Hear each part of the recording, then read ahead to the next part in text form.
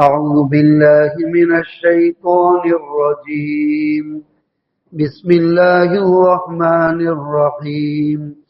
ذلك بأن الله هو الحق وأنه يحيي الموتى وأنه على كل شيء قدير وأن الساعة آتية لا ريب فيها وأن الله يبعث من في القبور ومن الناس من يجادل في الله بغير علم ولا هدى ولا كتاب منير ثاني عطفه ليضل عن سبيل الله له في الدنيا خزي ونذيقه يوم القيامة عذاب الحريق ذلك بما قدمت يداك وأن الله ليس بظلام للعبيد. صدق اللہ العظیم. پارہ نمبر 17 سورہ حج کا پہلا رکوع پورا ہوا. گزشتہ آیتوں میں حق تعالی شانہ نے قیامت کے برپا ہونے کی خبر دی کہ قیامت آئے گی اور ایک دن بھونچال ہوگا اور سارے مردے جو زمین میں دفن کیے ہوں گے وہ سب کھڑے ہو جائیں گے، زندہ ہو جائیں گے. اور قیامت کے قریب کی نشانیوں میں سے بھی یہ ہے کہ مسلسل زمین میں زلزلے آتے رہیں گے. زمین جیسے یہ جھولا ہوتا ہے نا، جھولا چلتا ہے، ایسے ہی زمین ڈاواڈول ہو جائے گی. آج کسی ایک ملک میں زلزلہ ہوا، کل دوسرے ملک میں ہوا، 24 گھنٹے میں کہیں نہ کہیں زلزلے ہوتے رہیں گے. یہ قیامت کے قریب آنے کی نشانیاں ہیں. اور 3 زلزلوں کا تو حدیث میں ہے، ایک مشرق میں ہوگا، ایک مغرب میں ہوگا اور ایک جزیرہ عرب میں ہوگا. 2 تو ہو چکے ہیں، مشرق میں اور مغرب میں، یعنی ادھر ایشیا میں اور ادھر یورپ میں، دونوں جگہ. لیکن جزیرہ عرب میں ابھی بڑا زلزلہ کوئی آیا نہیں ہے. بولا یہ 3 دھرتی کم ہوں گے، اس کے بعد پھر قیامت بالکل قریب ہو جائے گی. بہرحال یہ سارا منظر بھی پچھلے آیتوں میں بیان کیا کہ بھئی دودھ پلانے والی مائیں دودھ پیتے بچے کو پھینک دے گی اور سور کی آواز کو سن کر کے سب بھاگنے لگیں گے. پھر جب دوبارہ اللہ تعالیٰ سور پھکائیں گے، دوبارہ پہلے اسرافیل کو، فرشتوں کو زندہ کریں گے، پھر وہ اسرافیل سور پھکیں گے تو جیسے بارش ہونے کے بعد زمین میں سے گھاس اگ جاتی ہے، اسی طریقے سے مردے زمین میں سے زندہ ہو کر نکلنا شروع ہو جائیں گے. پوری دنیا کی زمین کے اندر سے سارے دنیا کے انسان زندہ ہو کر کے کھڑے ہونے شروع ہو جائیں گے. تو اللہ تعالیٰ نے یہاں 2 مثالیں دی. ایک مثال تو میں پہلے اگلی آیتوں میں بیان کر چکا سنیچر کے دن، کہ انسان کی خود کی پیدائش میں وہ غور و فکر کرے تو وہ بے جان تھا. اللہ تعالیٰ کہہ رہے کہ مٹی میں سے پھر خون بنایا اور پھر نطفہ بنایا، اور یہ ساری بے جان ناپاک منی کے قطرہ بے جان ہیں. اس میں سے اللہ تعالیٰ نے اپنی قدرت کی کاریگری سے ایک تو انسان کا بچہ خوبصورت بنایا اور پھر اس میں جان بھی ڈالی. تو یہ ہر انسان اپنی پیدائش کے بارے میں سوچے کہ میں بالکل کچھ نہیں تھا، میرا کوئی دنیا میں تذکرہ نہیں تھا، اور اللہ تعالیٰ نے ایک بے جان گندے قطرے میں سے اپنی قدرت کی کاریگری سے مجھے بنایا. میری آنکھیں، میرے کان، زبان، ساری چیزیں بنائی اور پھر بننے کے بعد جان بھی ڈالی، بے جان بچے میں جان بھی ڈالی، اور پھر مجھے بچہ بنا کر دنیا میں بھیجا ماں کے راستے سے. پھر بڑھتے بڑھتے بڑھا دے جوانی تک پہنچایا، پھر بڑھاپے تک پہنچایا. کسی کو 50 سال کی عمر، کسی کو 60 سال کی، 70 سال کی، اور کسی کو جوانی میں اٹھا لیا. تو یہ سب اپنی پیدائش میں ہی غور و فکر کرے کہ میں کچھ نہیں تھا اور پھر جیتا جاگتا انسان بنایا. پھر مٹی میں چلا جاؤں گا اور گڑسل جاؤں گا، اس کے بعد پھر دوبارہ اللہ مجھے زندہ کرے گا. اور اس پر میرے اللہ کو پوری طاقت اور قدرت ہے. میرے اللہ کے لیے کوئی ناممکن نہیں ہے. جب میں کچھ نہیں تھا اور مجھے بنایا تو پھر میں کچھ نہیں رہوں گا، پھر دوبارہ میرے کو بنائے گا اور زندہ کر دے گا۔ اسی لیے ہم مٹی ڈالتے ہیں، میں بارہا کہہ چکا ہوں یہ کہ مٹی ڈالنے کی دعا ہے کہ 3 مٹھیاں ہر ایک ڈالے۔ جو بھی وہاں قبرستان میں دفن کرنے جاتے ہیں میت کو، تو بولا جب میت کو اتار دیتے پھر پٹیے وغیرہ بند کر دیتے کہ بھائی اب مٹی دے دو، تو 3 مٹھیاں ڈالتے، اس میں دعا پڑھنے کی ہوتی ہے، منہا خلقناکم وفیہا نعیدکم ومنہا نخرجکم تارۃ اخری۔ یہ قرآن پاک کی 16ویں پارے کی سورہ طٰہٰ کی ایک آیت ہے، لیکن اس کو دعا بنا دی رسول اللہ صلی اللہ علیہ وسلم نے کہ بھئی یہ مٹی دیتے وقت یہ پڑھو، 3 مٹھیوں میں یہ جملے پڑھو۔ اس کا ترجمہ یہ ہے، اے انسان ہم نے تجھ کو اسی مٹی سے پیدا کیا ہے، پھر موت دے کر اسی مٹی میں سلا دیں گے اور پھر اسی مٹی سے قیامت کے دن نکالیں گے۔ منہا خلقناکم، اسی مٹی سے ہم نے تم کو پیدا کیا، وفیہا نعیدکم، اسی مٹی میں تم کو دوبارہ لوٹائیں گے، ومنہا نخرجکم تارۃ اخری، دوبارہ اسی مٹی سے زمین سے تم کو زندہ کر کے نکالیں گے۔ یہ اللہ کی قدرت ہے، اور اللہ کی قدرت میں دوسرا کوئی شریک نہیں ہے، اور وہ ہر چیز پر قدرت والا ہے۔ تو یہ مثال دی ہے انسان کی، اور اس کے بعد پھر دوسری مثال زمین کی دی ہے، وہ بھی یہ آیت میں پڑھ چکا۔ تو اسی ایک ہی آیت میں دونوں مثالیں دی ہے کہ مردہ زمین، ہر سال زمین اجڑی ہوئی ہوتی ہے، بنجر زمین ہوتی ہے گرمی کے موسم میں اور سردی کے موسم، پھر جب بارش کی موسم آنے لگتی ہے تو پھر وہ جو ہے کسان لوگ اس زمین کو نرم کرتے ہیں، جوتتے ہیں ہل کے ذریعے سے، پھر اس کے بعد اس میں بیج ڈالتے ہیں، وہاں تک تو بالکل بنجر زمین ہوتی ہے۔ جیسے اللہ اپنی قدرت سے یہ دریاؤں کا پانی جو ہے، سورج کی گرمی پڑتی ہے تو وہ بھاپ کی وراڑ کی شکل میں اوپر جاتے ہیں، پھر وہ بادل کی شکل بنتی ہے، پھر وہ بادل بارش بن کر برستے ہیں۔ یہ سب اللہ کی قدرت، کوئی سائنس کا دخل نہیں ہے اس میں، سب اللہ کی قدرت سے یہ ہو رہا ہے۔ تو اللہ تعالیٰ فرماتے کہ جیسے ہر سال زمین اجڑ جاتی ہے، بنجر ہو جاتی ہے، ہم ہماری رحمت کی بارش برساتے ہیں، وہ بارش کا پانی زمین کے بیج کے ساتھ مل جاتا ہے، اور پھر وہ اچانک دیکھتے ہی دیکھتے پوری زمین سرسبز و شاداب اور ہریالی ہو جاتی ہے، زمین میں حرکت آ جاتی ہے اور جان پڑ جاتی ہے، اور وہ اپنی کھیتیوں کو اگاتی ہے زمین، غلہ، قسم قسم کا اناج، قسم قسم کے پھل فروٹ اور قسم قسم کے پھول، یہ ساری چیزیں زمین پھر اگاتی ہے۔ تو جیسے مردہ زمین کو ہر سال اللہ زندہ کرتے ہیں، ایسے ہی تم سب کو مارنے کے بعد، موت دینے کے بعد جب قیامت کا دن اللہ لائے گا تو ایک آن کی آن میں سب زندہ ہو جائے گا۔ اللہ کی قدرت کے لیے کوئی مشکل نہیں ہے۔ ایسی بہت ساری مثال ہے۔ سورج روزانہ پیدا ہوتا ہے، جب وہ نکلتا ہے نا تو اس کا بچپنا ہوتا ہے، چھوٹا بچہ بھی برابر ٹک ٹکی لگا کر نکلنے والے سورج کو دیکھ سکتا ہے، پھر جب جوانی کو پہنچتا ہے، بالکل سر پہ آتا ہے تو اس کا شباب ہوتا ہے، جوانی ہوتی ہے، پھر شام کو جب ڈوبنے لگتا ہے تو وہ پیلا پڑ جاتا ہے، پھر وہ بڈھا ہو جاتا ہے اور پھر چھپ جاتا ہے، تو گویا اس کی روز اللہ سورج کو زندہ کرتے ہیں اور مارتے ہیں، روز زندہ کرتے ہیں۔ تو پھر انسانوں، تمہارے کو مرنے کے بعد، مارنے کے بعد دوبارہ زندگی دینا کیا مشکل ہے؟ اس کے لیے بہت ساری مثالیں ہیں اگر انسان غور و فکر کرے تو یہ آیتوں کا ترجمہ میں نے نہیں کیا تھا۔ وَمِنَ النَّاسِ مَن يُجَادِلُ فِي اللَّهِ بِغَيْرِ عِلْمٍ، لوگوں میں سے بعض وہ لوگ ہیں کہ جو اللہ کی وحدانیت کے عقیدے کے بارے میں اور آخرت کے بارے میں جھگڑتے رہتے ہیں ناحق، ان کو کوئی علم نہیں ہے، جاہل ہے۔ وَيَتَّبِعُ كُلَّ شَيْطَانٍ مَرِيدٍ، اور سرکش شیطان کے پیچھے چلتے ہیں، شیطان کا فالو کرتے ہیں۔ شیطان ان کے دلوں میں یہ وسوسے ڈالتے ہیں کہ کچھ نہیں ہے، کس نے قبر میں دیکھا سانپ اور حجاب اور کچھ بھی نہیں ہے، مرنے کے بعد کھاؤ پیو اور اچھلو کودو۔ کتب علیہ انہ، اللہ تعالیٰ فرماتے کہ شیطان کے حق میں ہم نے یہ طے کر دیا ہے، یہ لکھ دیا ہے کہ جو بھی شیطان کو اپنا دوست بنائے گا، شیطان اس کو گمراہ کر دے گا اور اس کو جہنم کی عذاب کی طرف لے جائے گا۔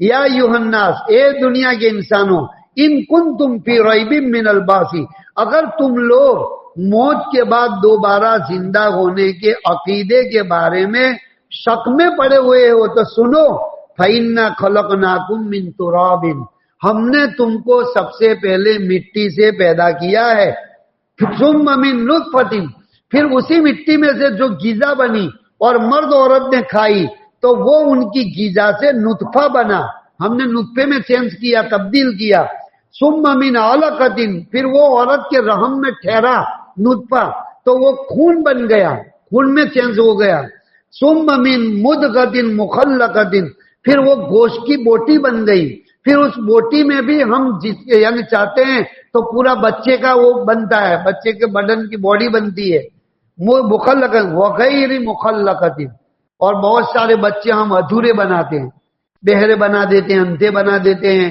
یا لولے لنگڑے ہوتے ہیں یا ادھورے بنتے ہیں، سر نہیں ہوتا یا سر بڑا ہو جاتا ہے، وہ ڈاکٹر سونوگرافی سے بتا دیتے بھائی تمہارا بچہ صحیح ہے نہیں، اس کا صحیح وکاس نہیں ہو رہا ہے۔ تو یہ اللہ کہہ رہے پہلے سے کہ ہم جس نطفے کے بارے میں چاہتے ہیں مکمل بچہ بھی بناتے ہیں، اور جس کے بارے میں چاہتے ہیں کہ امتحان کے لیے ادھورا بچہ بھی بناتے ہیں، لِنُبَيِّنَ لَكُمْ، تاکہ تمہارے سامنے یہ بات روشن ہو جاوے، ظاہر ہو جاوے کہ یہ جو کچھ بھی ہے اللہ ہی کی قدرت سے ہوتا ہے، دنیا میں کسی سائنس اور ٹیکنالوجی کا کوئی دخل نہیں ہے۔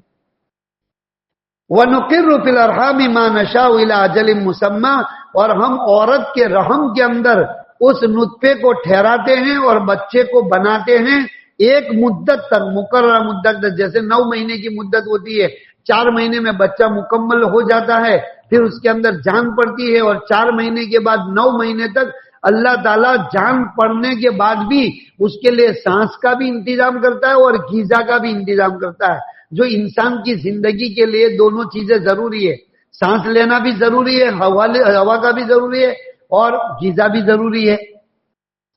تو اللہ تعالیٰ وہاں پہنچاتے ہیں اپنی قدرت سے۔ ثم نخرجکم طفلا، پھر اللہ تعالیٰ کہتے ہیں کہ ماں کے رحم سے ہم بچہ بنا کر ہم نے تم کو نکالا، بچہ مکمل بنا کر اس میں جان ڈال کر کے ہم تم کو دنیا میں لائے، ثم لتبلغوا اشدکم، پھر تم کو جوانی کی عمر تک پہنچایا، یعنی جوان بنایا، طاقتور بنایا، ومنکم من یتوفی، بہت ساروں کو بڑھاپا آنے نہیں دیا، بڑھاپے سے پہلے ہی ہارٹ اٹیک کے ذریعے سے کسی بھی بیماری کے ذریعے سے ان کو وفات دے دی تم میں سے، ومنکم من یرد الی ارذل العمر، اور تم میں سے بہت سو کو آخری عمر تک پہنچایا، رذیل یعنی ذلت والی عمر، یعنی وہی بچے کی طرح 70-80 سال کے اندر آدمی کے ہر بدن کے عضو میں کمزوری آ جاتی ہے، وہ بچے کی طرح بیچارہ ہو جاتا ہے۔ تو الی ارذل العمر لکی لا یعلم من بعد علم شیئا، تاکہ یہ انسان جاننے کے باوجود بھی بے جان ہو جاتا ہے، یعنی جاہل ہو جاتا ہے، بغیر علم والا ہو جاتا ہے۔ کوئی بڑھاپے کی عمر، پہلے تو ابھی میرے کو ایک صاحب ملے تو کہہ رہے تھے، بولا میرا جوانی کا عالم اگر آپ سنو نا، میں کہا کیا؟ بولا اتنا میرا پاورفل انگلش تھا اور میں یہ تھا نا، پرنسپل تھا نا، میرا اتنا روپ تھا نہیں ہے، بولا اب ریٹائر ہو گیا تو اب کمزور ہو گیا، اب تو اللہ اللہ کرتا ہوں گا۔ تو یہ ایسے کہ اللہ تعالیٰ فرماتے کہ یہ انسان اپنی جوانی میں اور ڈیڑھ عمر کی زمانے میں اس کا ایک سوٹا تھا، بہت روپ تھا اور اس کے پاس علم نالج بھی بہت تھا، ہر بات اس کو یاد رہتی تھی، لیکن بڑھاپے میں پھر ہم اس کو بچپنے جیسی حالت لے آتے ہیں تاکہ وہ ہم کو پہچانے کہ اللہ کیسی قدرت والا ہے۔ وہ چاہتا ہے تو بچپن میں سے بڑھاپا بھی لاتا ہے، جوانی بھی لاتا ہے، اور حالات کو عدلتا بدلتا رہتا ہے۔ تو کہتے ہیں کہ جاننے کے باوجود یعنی نالج کے باوجود بھی وہ ایک بیچارہ بھول جاتا ہے۔ ابھی کھانا کھایا ہے اور کہا میرے کو کھانا کہاں کھلایا تم نے، کھانا دو، نماز پڑھی اور پھر مصلی رکھا اور پھر ادھر بیٹھے اور پھر جا کے تھوڑی دیر کے بعد پھر وضو کرنے لگے اور پھر کیا اماں ابا ابھی تو تم نے نماز پڑھی؟ کہ میں نے پڑھ لی نماز، اتنا بھی یاد نہیں رہتا۔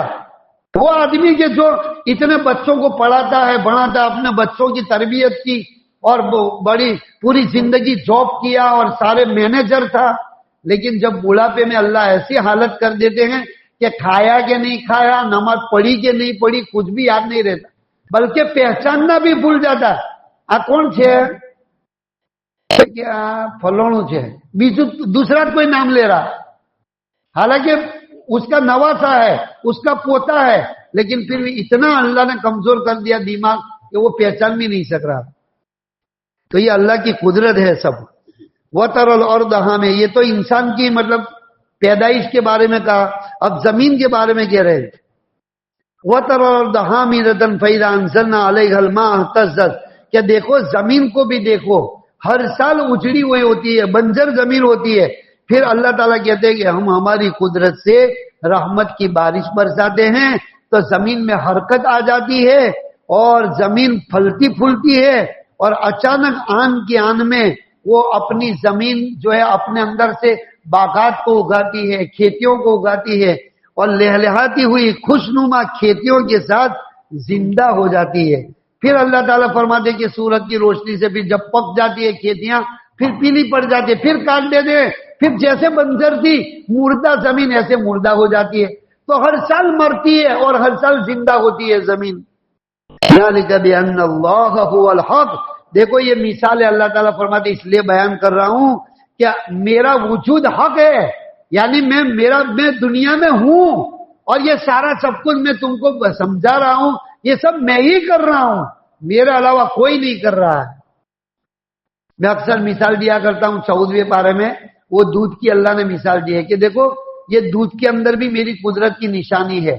تم کو نظر آتا ہے کہ گائے میں سے بھینس میں سے نکلتا ہے، لیکن ایسا نہیں ہے. اللہ تعالیٰ تفصیل کے ساتھ بیان کرتے ہیں کہ جانور ہر ایک کلر کی گھاس کھاتا ہے، وہ گھاس اس کے پیٹ میں جانے کے بعد ایک حصہ خون کا بنتا ہے، ایک گوبر کا بنتا ہے، اور ایک حصہ دودھ کا بنتا ہے. اور اللہ تعالیٰ کہہ رہے ہیں کہ گوبر اور خون کے بیچ میں سے میں سفید کلر کا دودھ اپنی قدرت سے نکالتا ہوں. ذرہ برابر اس دودھ کے اندر گوبر کی کوئی بدبو نہیں، گوبر کا کوئی کلر نہیں، خون کی کوئی بدبو نہیں، اور خون کا کوئی کلر نہیں. بولا گوبر اور خون کے بیچ میں سے سفید کلر کا تمہاری خوراک کے لیے میں دودھ نکالتا ہوں. یہ کون کرتا ہے؟ بولا میری ہی قدرت کام کرتی ہے. بھینس میں سے بھینس دودھ نہیں دیتی، گائے دودھ نہیں دیتی. اب گائے کو ہی معبود بنا لیا.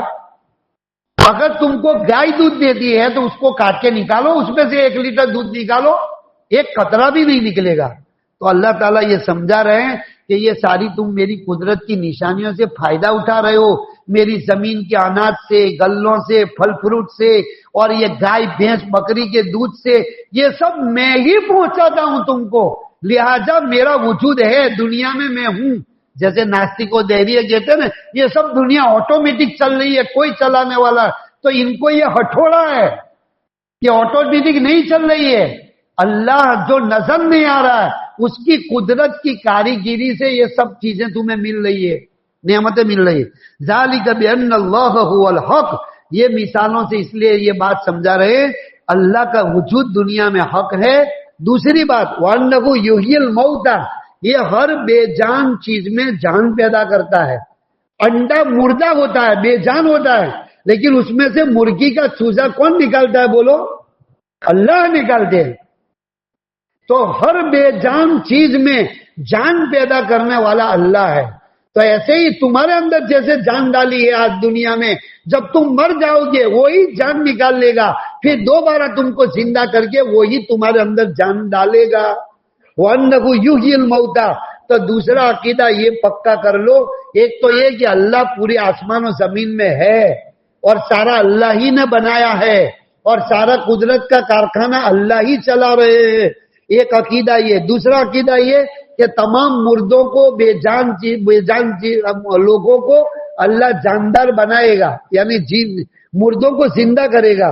تیسرا عقیدہ وَأَنَّهُ عَلَى كُلِّ شَيْءٍ قَدِيرٌ، اللہ ہر چیز پر قدرت والا ہے.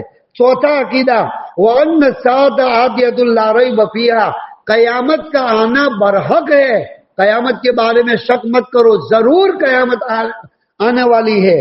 وَأَنَّ اللَّهَ يَبْعَثُ مَن فِي الْقُبُورِ، اور بے شک اللہ تعالیٰ جو لوگ قبروں میں چلے گئے ان کو ایک دن زندہ کرے گا، سب کو اللہ زندہ کرے گا.